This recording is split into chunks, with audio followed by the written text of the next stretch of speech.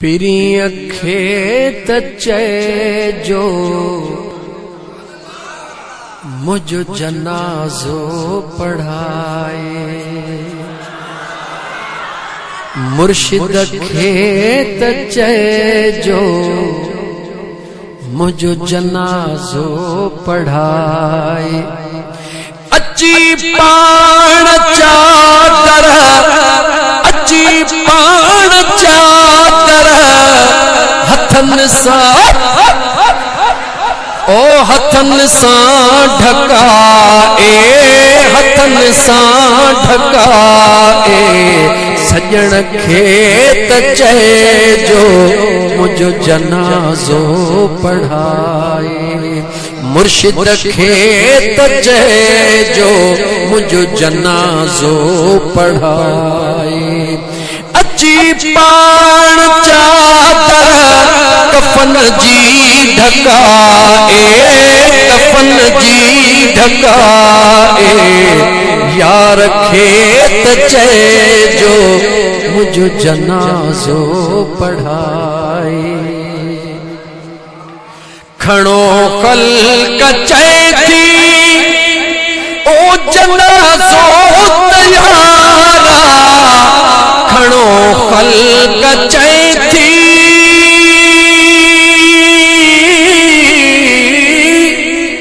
खणो कल कचै थी जनाजो तयारा। अञा छा भला दे जो इंतजारा। सजण देर कई छो सजण देर कई छो अचण में अलाए। अचण में अलाए मुर्शिद खेत चैजो मुझ जनाजो पढ़ाए। मुर्शिद खेत चैजो मुझ जनाजो पढ़ाए। अची पाण चादर अची पाण चादर पंहिंजे हथन सां ढकाए। हथन सां ढकाए मुझे यार खेत चैजो मुझ जनाजो पढ़ाए। लिंगन तां लटने जो ओ निशानियों लगी वयूं। लिंगन तां लटने जो निशानियों लगी वियूं। कठा थी विया कांधी कतारूं ठही वयूं। रुगो तरफ तुंहिंजे रुगो तरफ तुंहिंजे ही बगर थो वधाए। बगर थो वधाए मुर्शिद खेत चैजो मुझ जनाजो पढ़ाए। सजण खेत चैजो मुझ जनाजो पढ़ाए। अची पाण चादर अची पाण चादर यार हथन सां ढकाए।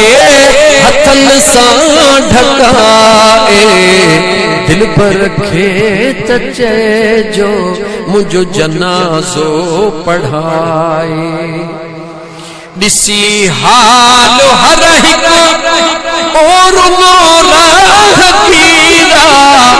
गुज़ारे वियो आशिक अजरज पर फ़क़ीरा। ॾिसी हाल हर हिकु रुनो राह कीरा।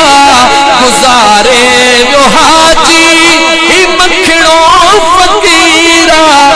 भली पोइ दफ़नो कल भली पोइ दफ़नो कल रुगो मुहब्बत सां मिलाए।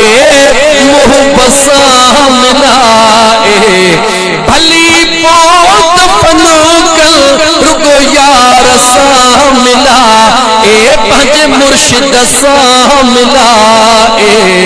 सजण खेत चैजो मुझ जनाजो पढ़ाए। मुर्शिद खेत जो मुझो जनाजो पढ़ाए अची पान चादर पंज हथन सा ढकाए हथन सा ढकाए दिल बर खेत जो मुझो जनाजो पढ़ाए।